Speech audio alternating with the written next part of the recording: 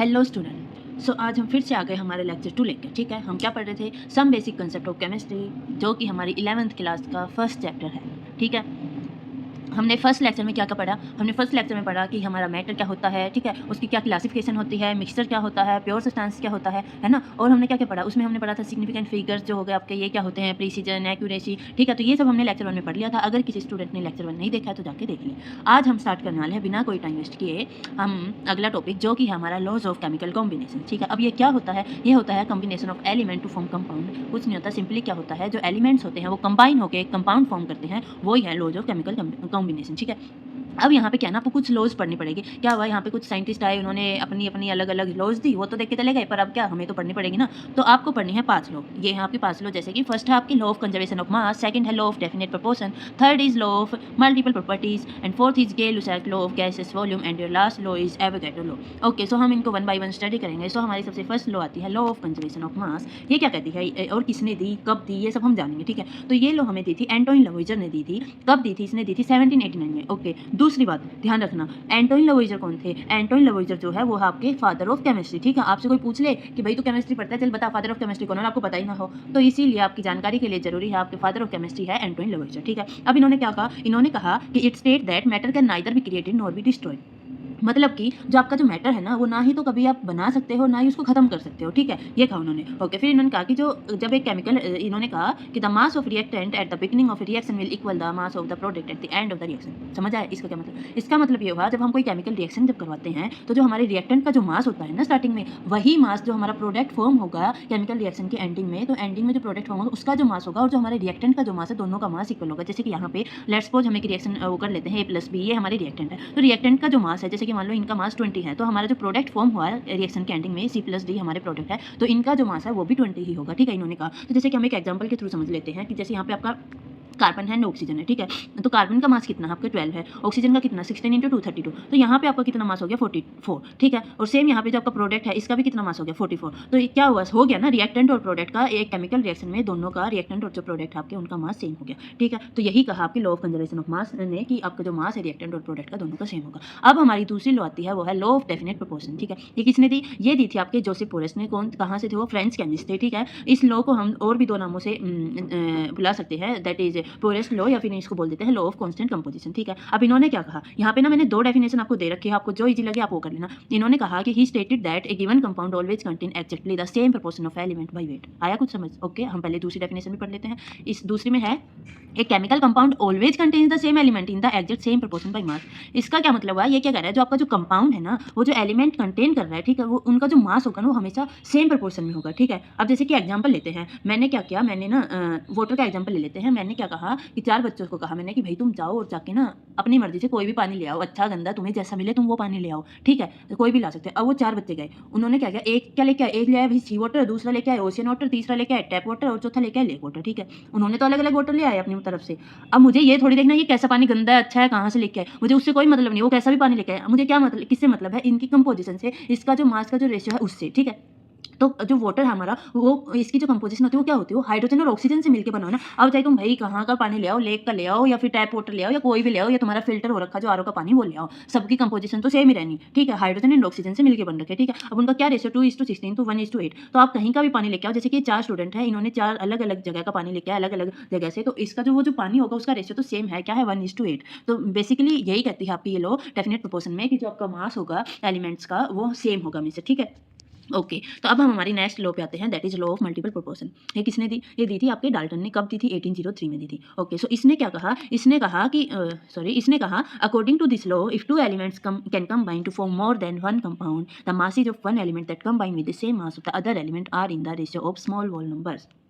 क्या मतलब हुआ इसका? इसने कहा कि अगर आप 2 एलिमेंट ले रहे हो, ठीक है, और उनको कंबाइन कर रहे हो, तो वो क्या करते हैं, एक या एक से ज़्यादा कंपाउंड फॉर्म करते हैं। ठीक है, और जो कंपाउंड फॉर्म करेंगे उनका जो मास होगा, वो एक होल नंबर रेशियो में आएगा। ठीक है, जैसे कि हम लेते हैं हमारा जो कार्बन है, कार्बन एंड ऑक्सीजन, वो क्या कर रहे हैं, कंपाउंड फॉर्म कर रहे हैं, 2 एक से ज़्यादा कंपाउंड फॉर्म कर रहे हैं। एक आपका क्या कार्बन मोनोऑक्साइड, एक आपका क्या कार्बन डाइऑक्साइड। ठीक है, अब हमें क्या देखना है, इनका जो रेशियो है क्या वो होल नंबर में है। ठीक है, तो देखते हैं हमारा जो कार्बन है उसका मास कितना है 12 है, ऑक्सीजन का कितना है 16 है। ठीक है, CO2 में और देख लेते हैं कार्बन का 12 है, यहाँ पे 2 ऑक्सीजन प्रेजेंट है तो 16 × 2 करेंगे, यहाँ पे 32 आ गया। अब 12 तो हो सेम दोनों में कार्बन कार्बन का तो 12 है। अब हमें क्या करना है, एक होल नंबर रेशियो निकालना। तो हम क्या करेंगे 16:32 करेंगे तो हमारे पास क्या आ जाएगा, होल नंबर रेशियो आ जाएगा दैट इज 1:2 यानी कि एक सिंपल रेशियो में हमें ऑब्टेन हो जाएगा उसका मास। ठीक है, तो ये यही कह रही है ये लो कि जो आप एलिमेंट्स कंबाइन होकर जो कंपाउंड फॉर्म करेंगे उसका जो मास होगा वो एक होल नंबर रेशियो में होगा। ठीक है, जैसे एक और एग्जाम्पल ले लिया नाइट्रोजन एंड ऑक्सीजन का, तो ये अभी आपके यहाँ पे NO एंड NO2 दो कंपाउंड फॉर्म हो रहे हैं और यहाँ पे भी सिंपल रेशियो में इनका मासेज आ गया। ठीक है, अब हम हमारी नेक्स्ट लॉ पे चलते हैं। नेक्स्ट क्या है,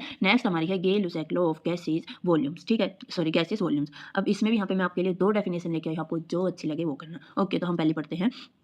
फर्स्ट है when gases react the volume of reacting gases and the volume of gaseous product at constant temperature and pressure are in simple whole number ratio। ठीक है, आया समझ? कोई नहीं, पहले हम इस ये पढ़ ली, दूसरी भी पढ़ लेते हैं। दूसरी क्या कह रही है, when gases react they do in simple multiple ratio of volume and if product form are also gases all volume bear a simple ratio provide all volumes are measured at same temperature and pressure।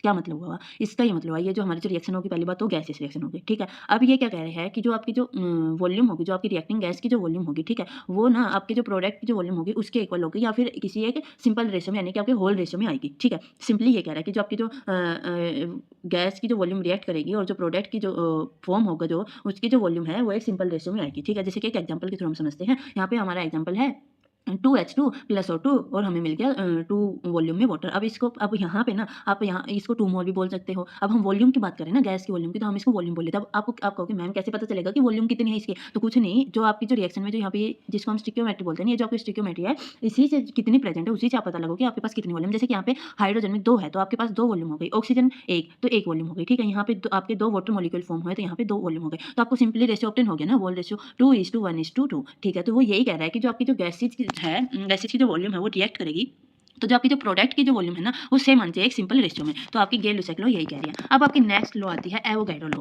ये क्या कहता है, ये कहता है कि equal volume of gases eight same temperature and pressure should contain equal number of molecules. देखो समझना, इसको ना रटना मत, आप अगर पढ़ते हो ना तो पढ़ते ही रह जाते, समझ कुछ आता ही नहीं। आप इसको समझ के पढ़ोगे ना बहुत ईजी है, सारी लॉज आपको समझ आ जाएगी। ठीक है, ये सिंपली क्या कह रहा है कि जो आपके वॉल्यूम है गैस की, ठीक है, वो किसके इक्वल है, जो आपके नंबर ऑफ मॉलिक्यूल्स है उसके इक्वल है। कब है, at the constant temperature and pressure, या फिर बोल दो सेम टेम्परेचर और प्रेशर जब होंगे आपके तो जो आपकी वॉल्यूम ऑफ गैस है वो इक्वल होगी नंबर ऑफ मॉलिक्यूल्स की, या फिर आप डायरेक्टली ये बोल दो volume of gas is directly proportional to the number of molecules. ठीक है, अब आपके ना यहाँ पे एक होता है एवोगैड्रो नंबर जिसको हम Na से डिनोट करते हैं। ठीक है, वो क्या होता है आपका, होता है 6.02 इंटू में 10⁻23 मोल इनवर्स, ये इसकी यूनिट होती है मोल इनवर्स। ठीक है, तो ये आपका एवोगैड्रो नंबर है। दूसरी एक और बात, आपसे कई बार पूछ लिया जाता है कि 1 मोल में कितने पार्टिकल होते हैं, तो 1 मोल में आपके होते हैं 6.02 इंटू में 10⁻23 पार्टिकल्स। ठीक है, तो एक मोल में आपके पास 6.02 इंटू में 10⁻23 पार्टिकल्स या मॉलिक्यूल्स होते हैं। ठीक है, अब जैसे कि हम इसका एक एग्जांपल लेते हैं, जैसे हमारे पास यहाँ पे 2 मोल ऑफ हाइड्रोजन प्रेजेंट है। ठीक है, 1 मोल ऑफ ऑक्सीजन प्रेजेंट है, वॉल्यूम लिख लो, मोल लिख लो, सेम बात है, कोई दिक्कत नहीं है। और हमें क्या मिला, 2 मोल ऑफ वाटर वेपर मिले, फॉर्म हुए। ठीक है, अब मैंने आपको क्या बताया था पीछे कि एक मोल में आपके कितने मॉलिक्यूल्स होते हैं, 6.02 इंटू में 10⁻23। अब यहाँ पे हमारे पास है 2 मोल। ठीक है, तो यहाँ पे क्या करेंगे, कितने मॉलिक्यूल हमें मिलेंगे, सो हम क्या कर देंगे 2 इंटू में 6.02 इंटू 10⁻23 मॉलिक्यूल्स हमें मिल जाएंगे यहाँ से। सेम हम यहाँ पे ऑक्सीजन में कर देंगे 1 इंटू में। ठीक है, सेम यहाँ पे हम वाटर वेपर में कर देंगे, तो ये हमें इतने मॉलिक्यूल्स मिल जाते हैं, यही आपकी एवोगैड्रो लॉ कहती है। ठीक है, दोबारा से पढ़ लो एक बार डेफिनेशन, क्या कहती है कि जो आपकी the equal volume of gases की जो वॉल्यूम ऑफ गैस है वो इक्वल होगी किसके, इक्वल नंबर ऑफ मॉलिक्यूल्स के at same temperature and pressure. ठीक है, तो ये आपकी हो गई सारी लॉज जो हमने पढ़ी है पीछे। ठीक है, 5 चलो हमने पढ़ ली है। अब आपका आता है next topic Dalton's atomic theory. इसने क्या है ना, डाल्टन ने बहुत सारी बातें तो बताई, पर क्या हुआ ना, बेचारे ने बता तो दी पर आगे जाके इसकी बहुत सारी बातें गलत प्रूव हो गई। ठीक है, तो हम पहले पढ़ेंगे इसने क्या क्या कहा एंड फिर हम इसकी देखेंगे लिमिटेशंस। ठीक है, तो इसने कहा कि matter is made up of extremely small individual particles called atoms. हाँ सही है, कि जो आपका मैटर है वो बहुत छोटे छोटे एटम्स, बहुत ही ज़्यादा छोटे छोटे एटम्स से मिलकर बना होता है। ठीक है, जो पार्टिकल्स हैं उनको हम एटम्स कह रहे हैं। ठीक है, दूसरा इसने कहा atom of the same element are identical in mass shape and size, कि जो एटम है जिसमें सेम एलिमेंट प्रेजेंट है ना, तो उनका क्या है, जो मास होगा या उनकी जो साइज शेप कुछ भी होगा वो सब सेम होगा। ठीक है, क्योंकि सेम एलिमेंट प्रेजेंट है। तीसरा उसने कहा कि अगर डिफरेंट एलिमेंट्स प्रेजेंट है तो उनका जो मास या शेप या उनकी जो भी प्रॉपर्टीज है वो डिफरेंट होगी। ठीक है, उसने 4th पॉइंट में कहा कि जो एटम है can neither be created nor be destroy, कि आप ना एटम को ना ही तो बना सकते हो और ना ही खत्म कर सकते हो। अब नेक्स्ट पॉइंट है, atom is the smallest particle that take part in chemical reaction. ठीक है, जो आपका एटम है ना ये बहुत स्मॉल पार्टिकल है, ठीक है, ये आपके केमिकल रिएक्शन में पार्ट ले लेता है इसे। अब नेक्स्ट उसने कहा कि एटम ऑफ सेम और different element combine to form compound और मॉलिक्यूल। हाँ, ये भी सही है, जो आपके एटम्स हैं, ठीक है, सेम भी हो सकते हैं, डिफरेंट एलिमेंट्स भी होते हैं, वो कंबाइन होकर आपके कंपाउंड या मॉलिक्यूल फॉर्म करते हैं। ठीक है, उसने नेक्स्ट कहा कि जो आपके एटम जो है ना वो कंबाइन करेंगे और जो कंपाउंड फॉर्म करेंगे वो कंपाउंड तो फॉर्म करेंगे, डिफरेंट एलिमेंट में भी कर लेंगे, पर क्या है ना जो कंबाइन करेंगे एक सिंपल रेशियो में करेंगे, होल रेशियो में करेंगे, जैसे कि लाइक 1:2, 1:3, 1:1, ठीक है, ऐसे रेशियो में वो कंपाउंड फॉर्म करेंगे, उसने ये कहा। तो ये सब हमारी हो गई कि डाल्टन एटॉमिक थ्योरी में क्या क्या उसने कहा, क्या क्या बातें कही, वो सब हमने पढ़ ली। ठीक है, अब हम पढ़ेंगे लिमिटेशंस कि डाल्टन एटॉमिक थ्योरी की क्या क्या लिमिटेशंस है। सो पहली लिमिटेशन हमारे पास आ जाती है कि it was prove that an atom is not indivisible. इसने क्या प्रूव किया डाल्टन ने कि जो एटम है वो डिवाइड नहीं होता, इंडिविजिबल है। लेकिन जब आपके मॉडर्न एटॉमिक थ्योरी आई ना, उसने क्या कहा कि जो आपका एटम है ना वो डिवाइड होता है किसमें, प्रोटॉन न्यूट्रॉन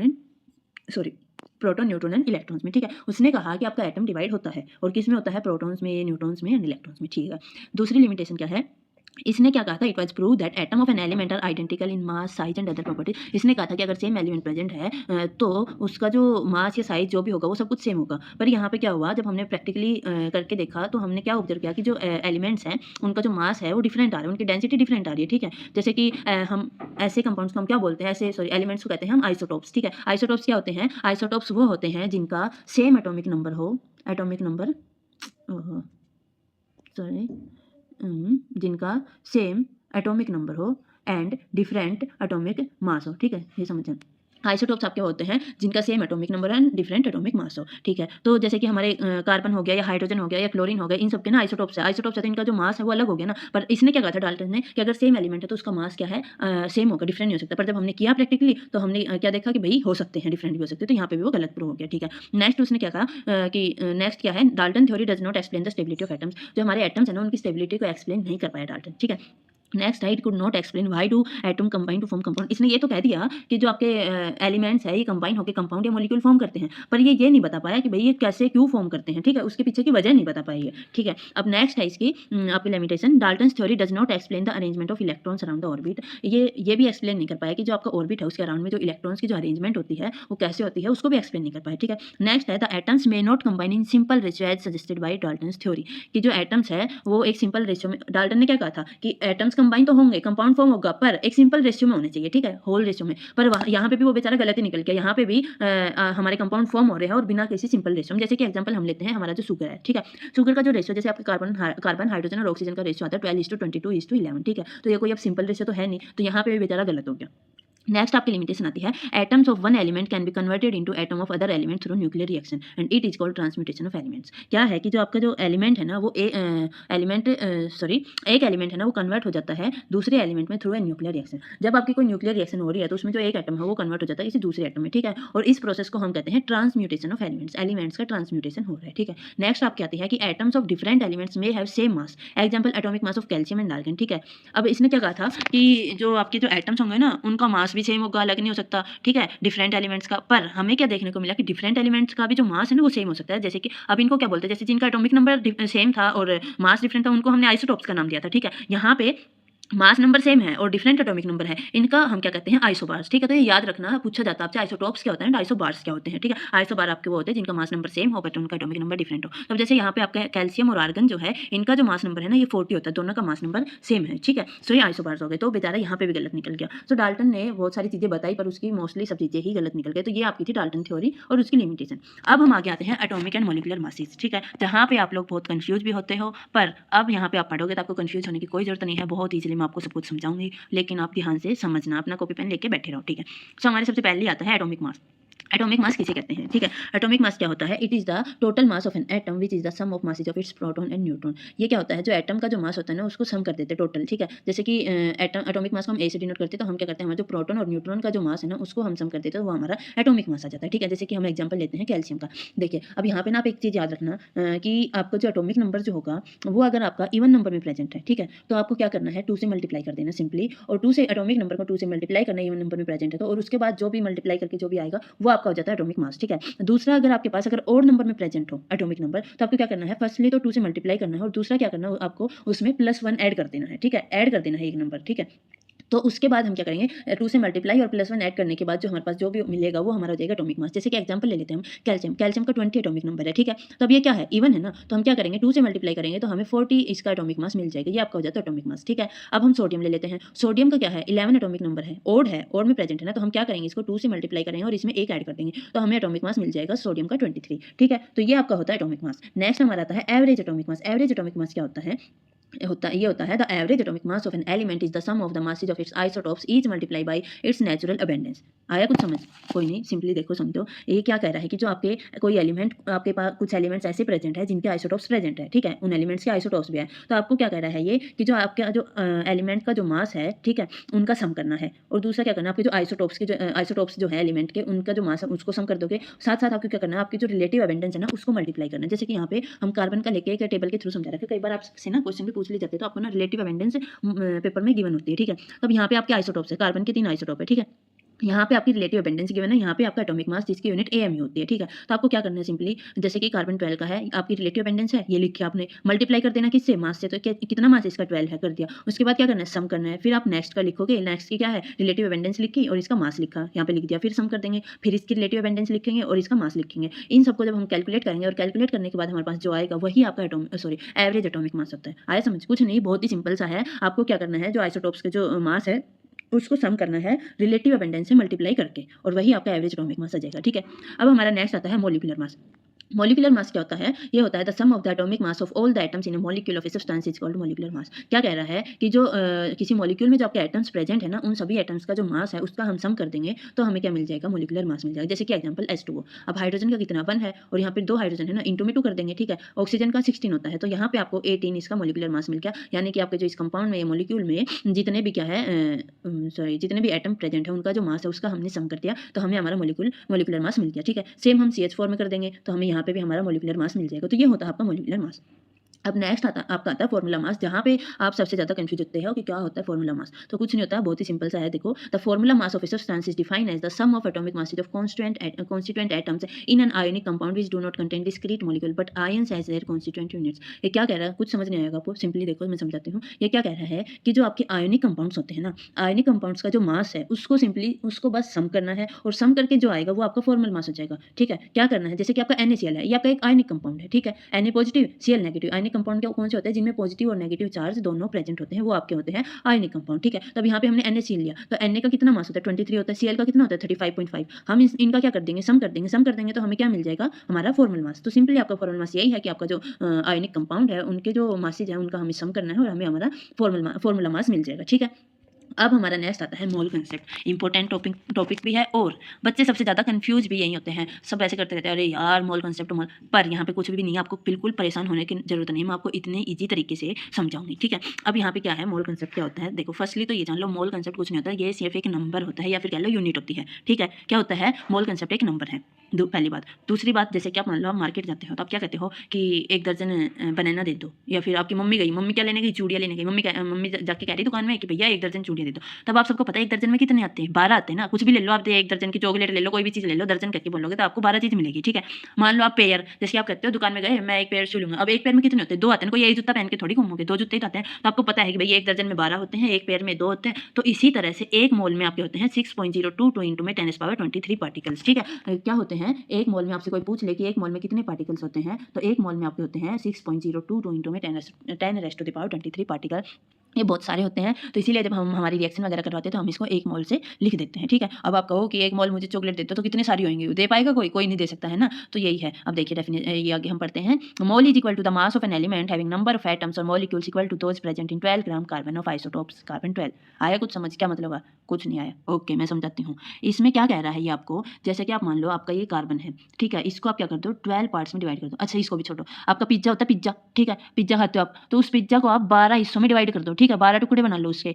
तो ये वही बात कह रहा है कि हम इस कार्बन एटम के 12 टुकड़े के, ठीक है। तो अब क्या करेंगे, जो इसका कार्बन का 1/12 पार्ट जो होगा ना, उस पार्ट को लेके हम दूसरे एलिमेंट्स के साथ उसका जो मास होगा वो हम निकालेंगे, ठीक है। अब आगे देखते हैं ये कह रहा है, तो सिंपली आपका यही हुआ कि कार्बन 1/12 पार्ट से हम निकालें मास। अब हम नेक्स्ट स्लाइड पे आते हैं हमारी, वो है a mole is defined as the amount of the gas which has volume of 22.4 litre at STP condition, ठीक है। अब आप क्या होगा, तो नंबर मैंने कई बार बता भी दिया है, क्या होते हैं 6.02 इंटू में 10⁻23 पार्टिकल्स, ठीक है। अब यहाँ पे ना कुछ फॉर्मूले हैं, अब जब आप न्यूमेरिकल सॉल्व करोगे तो आपसे ना उसमें कुछ ऐसे क्वेश्चन आएंगे जहाँ पे आपके ये फॉर्मूले अप्लाई होंगे, तो अपनी कॉपी में ये फॉर्मूले नोट डाउन कर लेना। पहला है आपका ये जो n है, ये है नंबर ऑफ मोल्स, ठीक है। तो क्या है, number of moles is equal to given mass divide by molar mass, ठीक है। दूसरा है आपका number of moles is equal to given volume divide by 22.4 litre. तो ये आपके दो फॉर्मूले हैं, ठीक है। अगर आपसे क्वेश्चन में पूछ लिया जाए इन दोनों, जहाँ पे दोनों फॉर्मूले के बारे में पूछ लिया, ठीक है, दोनों चीज़ें पूछ ली, तो आपको क्या करना है, आपको ये वाला फॉर्मूला अप्लाई करना है। वो क्या है, number of moles is equal to given mass divide by molar mass is equal to volume, जो गिवन वॉल्यूम होगी वो डिवाइड बाय 22.4 लीटर, ठीक है। ये अप्लाई कर देना। एक और आता है आपका, एक और फॉर्मूला है N number of moles is equal to given particles divide by N आपके क्या होते हैं, एवोगैड्रो नंबर, ठीक है। तो ये कुछ फॉर्मूले हैं, आप जब क्वेश्चन सॉल्व करो तो इनको अपना अप्लाई कर लेना और ये याद कर लो, अपनी कॉपी में लिख लो, ठीक है। सब हम आते हैं हमारी नेक्स्ट स्लाइड पे। नेक्स्ट स्लाइड है हमारी परसेंटेज कंपोजिशन, ठीक है। अब ये क्या होती है परसेंटेज कंपोजिशन? परसेंटेज कंपोजिशन आपकी होती है, percentage composition is the percentage of each element in A compound by mass. क्या मतलब हुआ इसका? इसका मतलब हुआ कि जो आपके कंपाउंड में हर एक एलिमेंट का जो मास है वो कितनी परसेंट में प्रेजेंट है, ठीक है। मास को कि मास की टर्म्स में वो कितना परसेंट प्रेजेंट है, ठीक है।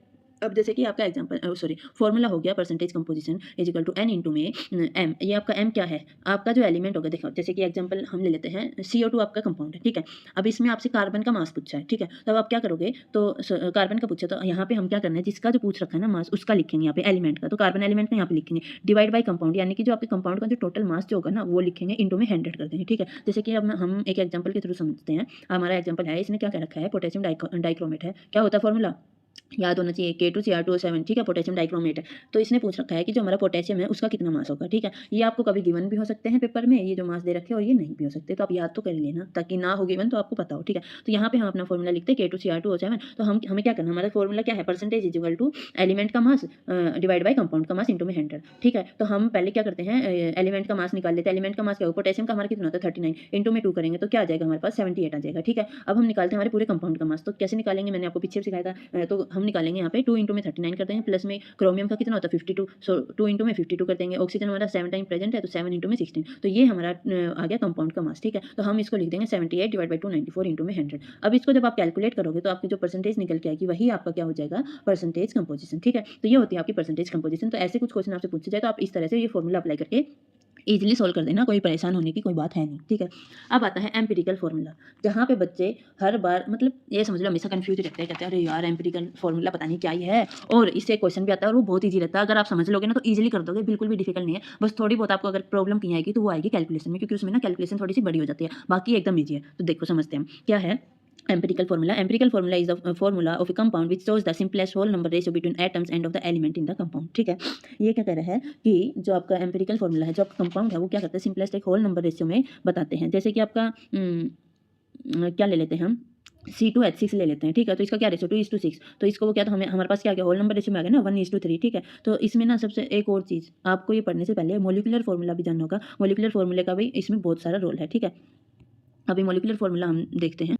तो देखिए मोलिकुलर फॉर्मूले से पहले आप पहले एक बार ये एग्जांपल देख लेते हैं हम, ठीक है। तो जैसे हमारे पास यहाँ पे है C6H12O6, तो हम क्या करेंगे, हमें क्या करना है, जैसे आपके पास ऐसे कोई कंपाउंड प्रेजेंट हो C6H12O6, ठीक है। तो आपको क्या करना है, इसमें से ना जो कॉमन है उसको बाहर निकाल दो, ठीक है। तो क्या क्या कॉमन है, 6 कॉमन है ना इसमें, तो आप क्या लिखोगे CH2O, ठीक है। 6 को हमने बाहर निकाला और यहाँ पे लिख दिया, ठीक है। तो अब ये आपका क्या बन गया, ये आपका बन गया एम्पिरिकल फॉर्मूला, ठीक है। तो आपको कुछ भी नहीं करना, आपसे ऐसे कुछ पूछा जाए जैसे कि यहाँ पे इसका पूछ लिया C2H6 का, तो यहाँ पे क्या कॉमन आएगा, आप यहाँ पे 2 को कॉमन लोगे, 2 को बाहर निकाला और ये लिख दिया, तो ये आपका बन जाता है एम्पिरिकल फॉर्मूला, ठीक है। तो अभी एक बार हम देख लेते हैं मोलिकुलर फॉर्मूला।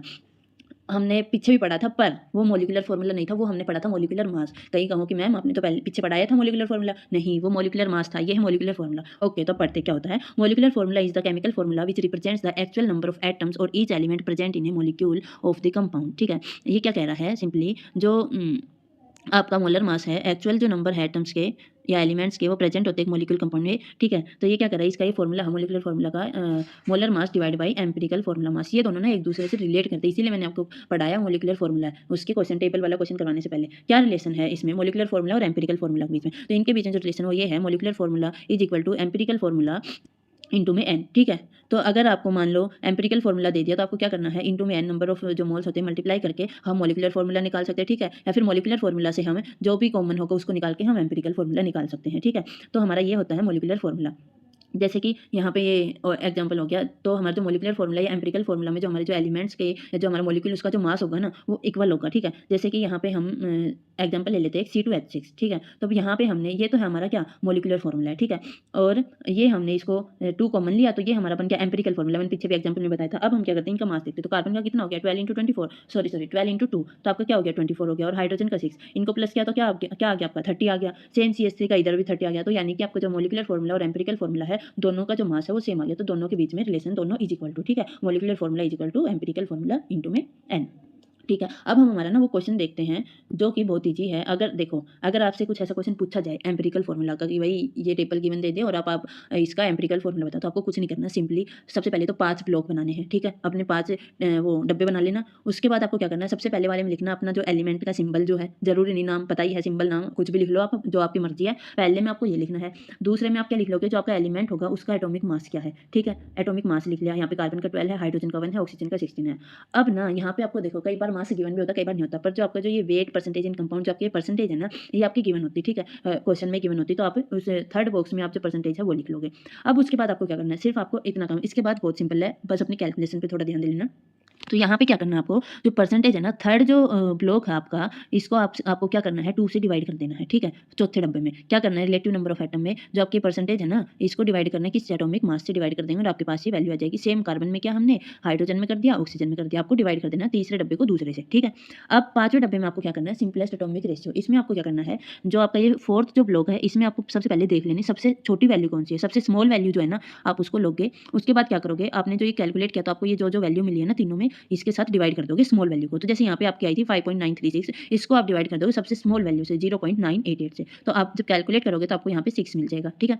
यहाँ पे इसको करोगे तो 13 आएगा और यहाँ पे 1 आ जाएगा। तो अब आपको ये जो नंबर्स आए ना, आपको ये जो रेशियो आए, इससे क्या है, आप ना अपना एम्पिरिकल फॉर्मूला बना लोगे। जैसे कार्बन में कितने आए, कार्बन में आए आपके, यहाँ पे लिखते हैं C6 आए। हाइड्रोजन में कितने आए, हाइड्रोजन में आए 13 और ऑक्सीजन 1 है, ऑक्सीजन में 1 है। तो ये आपका क्या बन गया, एम्पिरिकल फॉर्मूला बन गया, ठीक है। तो ऐसे ही आपको अगर कोई क्वेश्चन पेपर में आए तो सिंपली आप ये करना है, सिंपली 5 डब्बे बनाना और फिर उसमें एक में एलिमेंट का नाम लिखना है, एक में एटॉमिक मास, एक में अपनी परसेंटेज लिखना, फिर परसेंटेज को एटॉमिक मास से डिवाइड कर देना और फिर आपकी जो वैल्यू आएगी उनमें सबसे स्मॉल वैल्यू जो उसको निकालना, फिर स्मॉल वैल्यू से वो जो भी वैल्यू आई उन सबको डिवाइड कर देना और फिर आपके ये जो रेशियो आएंगे, रेशियो से आप अपना केमिकल फॉर्मूला एम्पिरिकल फॉर्मूला बना सकते हो, ठीक है। दूसरी एक चीज़ और ध्यान रखना, यहाँ पे तो पॉइंट में नहीं आए, मान लो कोई पॉइंट में आ जाती है डेसिमल में, तो आपने उसको राउंड ऑफ करके उसका पॉइंट हटा के सिंपल लिखोगे, ठीक है। तो ये चीज़ भी ध्यान रखना, क्योंकि आप कोई फॉर्मूला एम्पिरिकल फॉर्मूला लिखो, आप कोई ऐसे थोड़ी लिख सकते हो 0.1 या 1.3, तो ऐसे नहीं लिख सकते ना, तो उसको राउंड ऑफ करके और फिर उसका पॉइंट हटा देना है। तो ये आपका सिंपल सा होता है एम्पिरिकल फॉर्मूला। तो आप इसको पढ़ लेना और कुछ परेशान होने की कोई बात नहीं है, और इसमें अगर क्वेश्चन आए तो ईजिली कर देना, बस थोड़ा सा अपने कैलकुलेशन का ध्यान रखना, ठीक है। अब हमारा नेक्स्ट आता है कंसंट्रेशन टर्म्स, जो कि आपकी बहुत इंपॉर्टेंट है, अभी अच्छे से पढ़ लेना। ये आपकी ये जो टर्म्स है आपकी 12th क्लास में भी आएंगे। आप सोचोगे अभी पढ़ लिया, पीछा छूट गया, तो भाई नहीं छूटने वाला पीछा, तो अपना इनको अच्छे से रट लो, पढ़ लो, समझ लो, ठीक है। 12th में भी ऐसे की ऐसे HTs आ रही हैं। तो आपको यहाँ पे 4 पढ़नी, पहले होती थी नॉर्मेलिटी, वही होती थी सबसे खतरनाक, तो लेकिन अब आपकी हट चुकी है, अब नहीं है। तो आपके यहाँ पे 4 टर्म्स है, एक है मास परसेंटेज, दूसरी है मोलैरिटी, तीसरी है molality and fourth is mole fraction, ठीक है। अब हम इनको 1 बाय 1 करके पढ़ेंगे। तो सबसे पहले हम पढ़ते हैं मास परसेंटेज। मास परसेंटेज क्या होती है, ठीक है। तो ये है, it is equal to the mass of a solute in gram present in 100 gram of a solution. ये क्या कह रहा है, ये कह रहा है कि 100 ग्राम सॉल्यूशन में कितना मास प्रेजेंट है किसी सॉल्यूट का, ठीक है। ये कह रहा है कि 100 ग्राम सॉल्यूशन में किसी सॉल्यूट का कितना मास प्रेजेंट है, किसमें, ग्राम्स की फॉर्म में, ठीक है। अब आप सबको पता ही होगा ना सॉल्यूट क्या होता है, सॉल्वेंट क्या होता है। चलो मैं बता देती हूँ। सॉल्यूट आपका होता है जो कम अमाउंट में प्रेजेंट हो, लेस अमाउंट में, ठीक है। सॉल्वेंट आपका होता है जो ज़्यादा अमाउंट में प्रेजेंट हो, मोर अमाउंट, ठीक है। और सॉल्यूशन आपका होता है सॉल्यूट प्लस में सॉल्वेंट, ठीक है। ये आपका हो जाता है सॉल्यूशन, ठीक। आगे जब आप 12th में सॉल्यूशन का चैप्टर पढ़ोगे तो भी ये सब चीज़ें आपकी आएंगी, ठीक है। तो अब आपका ये मास परसेंट का फॉर्मूला है, मास ऑफ कंपोनेंट लिखोगे, कंपोनेंट का कितना मास है, ठीक है, डिवाइड बाय टोटल मास हो गया, इनटू में 100, ठीक है। तो ये आपकी हो गई मास परसेंट। अब जैसे कि एक एग्जांपल हम ले लेते हैं यहाँ पे, फिर आपको अच्छे से समझ आएगा। 20 gram of sucrose is dissolved in 100 gram water, calculate the mass percentage, ठीक है। अब हम कैसे करेंगे, हमारा फॉर्मूला था, ठीक है। तो हम क्या करेंगे, देखो फॉर्मूले में हमारे पास क्या था, mass of component, mass of solute भी लिख सकते हो इसको, अगर आप कंपोनेंट को वो ना करो तो। एक मिनट, यानी कि जो आपका सोल्यूट है उसका मास और टोटल मास में आएगा आपका जो सोल्यूशन है उसका मास, ठीक है। तो अब यहाँ पे हम लिखते हैं मास परसेंटेज। तो अब यहाँ पे हमारा क्या है, सोल्यूट है, सोल्यूट सुक्रोज है, ठीक है। इसका कितना मास है 20 ग्राम, ठीक है। और जो सॉल्वेंट है उसका कितना है 100 ग्राम, ठीक है, इनटू में 100, क्या आप लोगों ने ऐसे ही किया है? किस किस ने ऐसे किया है? अगर आपने ऐसे किया है तो ये ऐसे गलत है स्टूडेंट्स, ये ऐसे नहीं होगा। मैंने क्या बोला था? सोल्यूट, पर हमें यहाँ पे क्या लिखना है? किसका मास लिखना है? हमें लिखना है सॉल्यूशन का मास। सॉल्यूशन का मास कैसे लिखते हैं हम? सॉल्यूशन क्या होता है? मैंने बताया था ना आपको पिछली स्लाइड में, सॉल्यूशन होता है सोल्यूट प्लस सोलवेंट, ठीक है। तो इन दोनों का प्लस करके जो आएगा ना वो होगा सॉल्यूशन का मास, ठीक है। तो आपका ये ऐसे नहीं होगा। आपको क्या करना है, एक मिनट, यहाँ पे आपको क्या लिखना है? सबसे पहले आप लिख दिए सोल्यूट का मास 20 है। अब आपको ऐड करना है, तो ये सोल्यूट प्लस सोलवेंट 20 प्लस में 100 करेंगे तो हमें क्या मिल जाएगा? 120, ठीक है। तो हम क्या लिखेंगे? सॉल्यूशन का मास हमारा कितना है? 120। अब हम इसको कैलकुलेट कर लेंगे 200/12। तो अब आपका जो भी आएगा ना, जो भी आप परसेंट में जो भी कैलकुलेट करोगे, तो आप जो भी निकालोगे कैलकुलेशन के बाद जो आंसर आएगा वही आपका मास परसेंटेज आ जाएगा, ठीक है। तो ऐसे करने हैं आपको। अगर मास परसेंटेज के कुछ क्वेश्चन आ जाते हैं आपके पेपर में, तो आपको फर्स्टली उसका सॉल्वेंट का मास लिखना है, नीचे सॉल्यूशन का मास कैसे लिखोगे? सोल्यूट प्लस सॉल्वेंट का मास करके जो आएगा वो होगा आपका सॉल्यूशन का मास इंटू में 100, ठीक है। तो वो आपकी हो गई मास परसेंटेज। अब आपका है मोलैरिटी, जिसको हम कैपिटल एम से डिनोट करते हैं, ठीक है। अब ये क्या है? It is equal to the number of gram moles of solute present in 1 litre of solution. क्या मतलब हुआ? यानी कि नंबर ऑफ मोल्स को वॉल्यूम ऑफ सॉल्यूशन से डिवाइड कर दो। सिंपली आप ये समझ लो, ठीक है। क्या करना है? जब आपके नंबर ऑफ मोल्स है ना, नंबर ऑफ मोल्स है या उसको वॉल्यूम ऑफ सॉल्यूशन से डिवाइड करते हो। तो ये जैसे आपका फॉर्मूला रहा मोलैरिटी का, एन से डिनोट किसको करें? Moles of solute divide by volume of solution, ठीक है। तो ये आपकी हो गई मोलैरिटी। इसके आप कुछ न्यूमेरिकल सोल्व कर लेना, ठीक है। आपकी बुक में एनसीईआरटी में दिए हुए हैं। अब दूसरा आपका मोलैलिटी। मोलैलिटी को हम स्मॉल एम से डिनोट करते हैं। यहाँ पे गलती से कैपिटल एम लिख दिया गया। मोलैलिटी को स्मॉल एम से डिनोट करते हैं, ठीक है। ये क्या होती है? इंपॉर्टेंट भी है ये, ठीक है। ये होती है it is equal to the number of moles of the solute present in 1 kg of solvent, ठीक है। क्या कह रही है? ये कह रहा है कि जो आपके मोल्स ऑफ सोल्यूट है वो डिवाइड कर दो मास ऑफ सॉल्वेंट में, ठीक है। मोलैरिटी में आपके पास क्या था? वॉल्यूम था, ठीक है। क्या था? Moles of solute divide by litre volume in solution, ठीक। Sorry, volume of solution in litre, ठीक है। और यहाँ पे क्या है? दोनों में मास है, mass of sorry moles of solute divide by mass of solvent, ठीक है। तो ये आपकी मोलैलिटी हो जाती है। अब नेक्स्ट आप कहते हैं मोल फ्रैक्शन। मोल फ्रैक्शन को हम जीटा से डिनोट करते हैं। ये आपका जीटा है, ठीक है। इसको जीटा कहते हैं, जीटा से डिनोट करते हैं। तो ये क्या कह रही है? Mole fractional is the ratio of moles of one component to the total number of mole present in the solution. क्या मतलब हुआ इसका? दोबारा से पढ़ो, देखो। Mole fraction is the ratio of moles of one component to the total number of moles present in solution. क्या मतलब हुआ इसका? इसका मतलब हुआ कि आपका जो एक कंपोनेंट है उसके जितने मोल्स हैं और जो टोटल के जितने मोल्स है वो लिख दो, तो आपका हो जाता है मोल फ्रैक्शन, ठीक है। तो जैसे कि यहाँ पे ये आपका इसका फॉर्मूला है जीटा, यहाँ पे वो लिखा नहीं गया तो इसलिए है एक्स की फॉर्म में, बट ये जीटा है, ठीक है। जब आप कॉपी में लिखो तो इसको ठीक से लिखना है, ऐसे डिनोट करते हैं। ये आपका जीटा है, ठीक है। क्या है? मोल्स ऑफ सोल्यूट ए अब divide by total moles of solution, ठीक है। कोई एक कंपोनेंट है ए, या फिर यहाँ पे बी भी आ जाएगा। जैसे कि आपके पास 2 कंपोनेंट प्रेजेंट है, 3 भी हो सकते हैं, 4 भी प्रेजेंट हो सकते हैं। तो आपको सिंपली क्या लिखना है? Zeta A is equal to n A number of moles of solute of compound A divide by n A plus n B, यानी कि टोटल जो सॉल्यूशन का जो मास है उसका टोटल कर देना। सेम बी में कर देंगे, सी होता तो सी भी कर देते, डी होता तो डी भी कर देते, ठीक है। तो ये आपका होता है मोल फ्रैक्शन। अब एक बार इधर और देख लेते हैं क्या होता है। जैसे कि आपका ये हो गया सॉरी, ये जीटा सॉल्यूट का moles of solute divide by total mole of solution same solvent में। तो आपका क्या हो जाता है? इनका जब हम समीशन करते हैं ना, zeta solvent plus zeta solute, तो इनका जो समीशन है वो 1 आता है, ठीक है। तो ये आपका हो जाता है मोल फ्रैक्शन। अब हमारा आता है स्टिक्योमेट्री, ठीक है। स्टिक्योमेट्री इजी भी है, सिंपल कुछ नहीं है इसमें। स्टिक्योमेट्री क्या होती है? Stoichiometry deals with the calculation of masses and some time also volume of the reactant and product involved in a chemical reaction, ठीक है।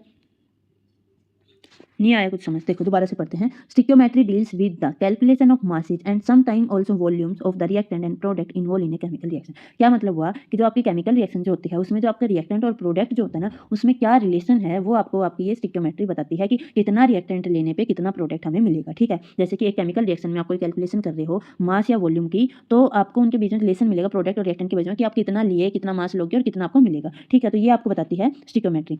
बेसिकली यहाँ पे क्या करते हैं हम, हमारी जो केमिकल इक्वेशन होती है उसको बैलेंस करना होता है, ठीक है। और ये आना चाहिए, इंपॉर्टेंट है इक्वेशन को बैलेंस करना। जैसे कि अब यहाँ पे एक एग्जांपल है, यहाँ पे हमारी इक्वेशन है H2 + O2 H2। अब इसको हमें बैलेंस करना है। यहाँ पे 1 मोल ऑफ हाइड्रोजन प्रेजेंट है, 1 मोल ऑफ ऑक्सीजन प्रेजेंट है, 1 मोल ऑफ वाटर। अब देखो इधर रिएक्टेंट में तो 2 ऑक्सीजन प्रेजेंट है पर प्रोडक्ट में एक ही है, तो अब हमें इनको बैलेंस करना है। तो बैलेंस करने के लिए हम क्या करेंगे? 2 ऑक्सीजन करने के लिए यहाँ पे आगे 2 लगा देंगे, ठीक है। ऑक्सीजन तो 2 हो गई, पर अब क्या हुआ? ये जो हमारा हाइड्रोजन है ना ये 4 हो गए, 2 × में 2, तो हमारे पास 4 हाइड्रोजन हो गए। तो अब हमें हाइड्रोजन को बैलेंस करना है। हाइड्रोजन को बैलेंस करने के लिए हम यहाँ पे भी 2 कर देंगे और जो हमारी रिएक्शन है, केमिकल इक्वेशन है, ये बैलेंस हो जाएगी, ठीक है। तो ये होती है आपकी स्टिक्योमेट्री। एक और एग्जाम्पल हम ले लेते हैं।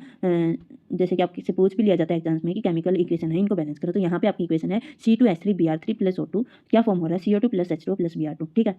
तो यहाँ पे आपको स्टेप बाय स्टेप बता रखा है कैसे बैलेंस होगी आपकी इक्वेशन। तो फर्स्टली आप देखोगे कि आप ना यहाँ पे इक्वेशन को बैलेंस करनी है, ठीक है। तो अब देखो हम क्या देखते हैं कि अब देखो यहाँ पे प्रोडक्ट में हमारे पास 2 Br है, ठीक है, और रिएक्टेंट में हमारे पास 3 Br है। इधर रिएक्टेंट में 3 हाइड्रोजन है और यहाँ पे हमारे पास 2 हाइड्रोजन है। तो हम क्या करेंगे, इनको बैलेंस करने के लिए हम क्या कर देते हैं, यहाँ पे 3 कर देंगे, ठीक है। तो यहाँ पे तो कितने हो गए, 6 Br हो गए, ठीक है। यहाँ पे हाइड्रोजन कितने हुए, हाइड्रोजन भी 6 हो गए, और जो ऑक्सीजन है वो कितने हो गए, 3 ऑक्सीजन यहाँ पे है और 3 यहाँ पे है और 1 कार्बन है, ठीक है। अब यहाँ पे हमें क्या करना है, इधर भी फिर बैलेंस करना पड़ेगा। तो यहाँ हम 2 से मल्टीप्लाई करेंगे तो जो हमारा ब्रोमीन है वो भी 6 हो जाएगा, ठीक है। हमारा जो हाइड्रोजन है वो भी 6 हो जाएगा, वो बैलेंस हो गया। हमारा कार्बन जो है वो यहाँ पे 4 हो जाएगा, कितना हो जाएगा, 4, ठीक है। और जो ऑक्सीजन है वो 1 ही है, और इधर ऑक्सीजन हमारी कितनी है, 3 ऑक्सीजन तो ये हो गई और एक ही है, ठीक है। तो यहाँ पे हमारी 4 ऑक्सीजन हो गए, इधर 1 है। तो फर्स्ट स्टेप में हमने इनको किया। सेकंड स्टेप में हम फिर से क्या करेंगे, हम कार्बन को बैलेंस करेंगे, ठीक है। इधर 1 कार्बन प्रेजेंट है, इधर 4 है, तो यहाँ पे हम 4 से कर देंगे तो हमारे पास 4 कार्बन तो हो गए, इधर भी 4 कार्बन हो गए, इधर भी 4 कार्बन हो गए।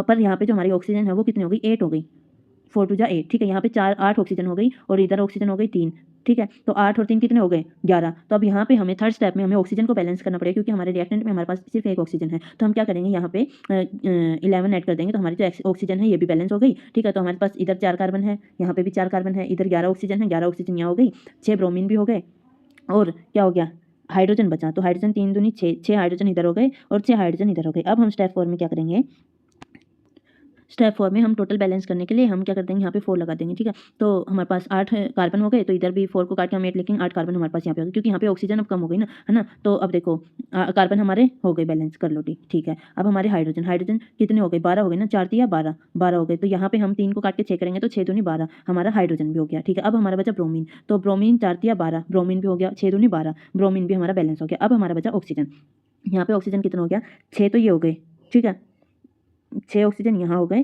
और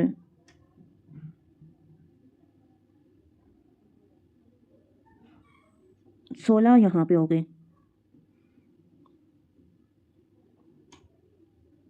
तो आपके पास कितने ऑक्सीजन हो गए, टोटल 22 हो गए ना, 22। और यहाँ पे हमने 11 ऐड किया था, तो 11 से 2 को मल्टीप्लाई करेंगे तो यहाँ पे भी हमारे पास 22 हो गए। तो हमारी पूरी इक्वेशन बैलेंस हो गई। तो ये हमारी टोटल इक्वेशन आ जाएगी बैलेंस, जो कि हमने वो आ जाएगी 4C2H3Br3 + 11O2 प्रोडक्ट आ जाएगा 8CO2 + 6H2O + 6Br2। तो आप ऐसे ना अपनी इक्वेशन को बैलेंस कर लोगे, थोड़ी सी आपको इसमें प्रैक्टिस चाहिए होगी तभी आप कर पाओगे, वैसे ईजी है, ठीक है।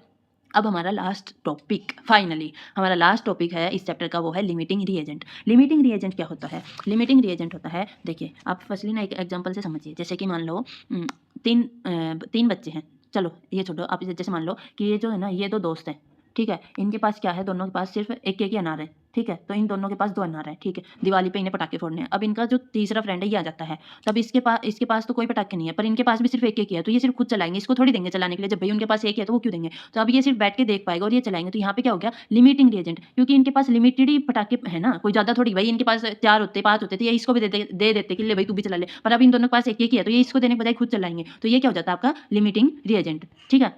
तो लिमिटिंग रिएजेंट में क्या है, limiting reagent is the substance that is completely consume when chemical reaction is complete. जब आपकी कोई केमिकल रिएक्शन होती है और वो कंप्लीट होती है तो जो आपका लिमिटिंग रिएजेंट जो होता है वो कंप्लीटली कंज्यूम हो जाता है, ठीक है। केमिकल रिएक्शन में जो आपके रिएक्टेंट में जो सबसे कम अमाउंट में जो प्रेजेंट होगा ना, वही आपका लिमिटिंग रिएजेंट होता है, ठीक है। The amount of product form is limited by this limiting reagent, so the reaction can not continue without it.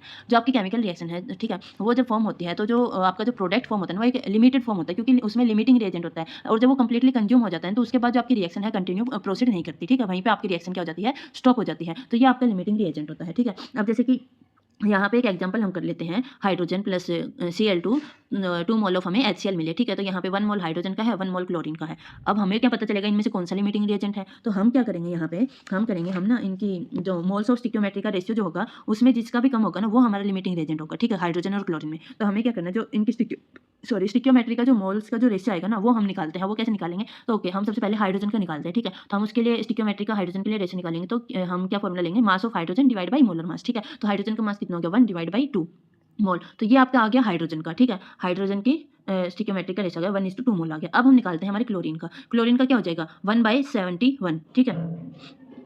एक मिनट सो आपका ये क्लोरीन का आ जाएगा 1/71। अब कौन सा स्मॉल वैल्यू है, कौन सी है, 1/2 है ये, तो ये 1/71 है। तो क्लोरीन की कम हुई ना, तो क्लोरीन जो है ना ये आपका लिमिटिंग रिएजेंट हो जाएगा, ठीक है। रेशियो 2:71 आ जाएगा, ठीक है। मोल ऑफ HCl का जो रेशियो आएगा वो आ जाएगा 2:71। तो जो आपका लिमिटिंग रिएजेंट है वो यहाँ पे क्लोरीन हो जाएगा। तो आपके पास जब ऐसी रिएक्शन आ जाए तो आपको कैसे पता करना है कि भाई इसमें से जो ये 2 रिएक्टेंट है इनमें से आपका कौन सा लिमिटिंग रिएजेंट होगा। तो आपको सिंपली कुछ नहीं करना, आपका जो स्टिक्योमेट्रिक के जो मोल्स है उनका रेशियो आपको निकालना होगा, और उसमें जिसका भी रेशियो कम आएगा, जो भी स्मॉल अमाउंट में प्रेजेंट होगा, वही आपका लिमिटिंग रिएजेंट हो जाएगा, ठीक है। सो ये आपका होता है होता है लिमिटिंग रिएजेंट। सो हमने ये पूरा चैप्टर पढ़ लिया है, अब आप सभी पढ़ लेना क्या होता है। हमने क्या क्या पढ़ा कि भाई क्या क्या लॉज होती है, उसके बाद हमने क्या पढ़ा कि भाई क्या क्या ये इसके वो कंसंट्रेशन टर्म्स हमने पढ़ी थी, है ना, क्या क्या होती है मोलैरिटी और ये सब। फिर हमने ये पढ़ा था परसेंटेज कंपोजिशन क्या होती है, एम्पिरिकल फार्मूला क्या होता है आपका, मोलिकुलर फार्मूला क्या होता है। तो हमने ये सब पढ़ लिया और हमारा चैप्टर अब यहाँ पे ख़त्म होता है।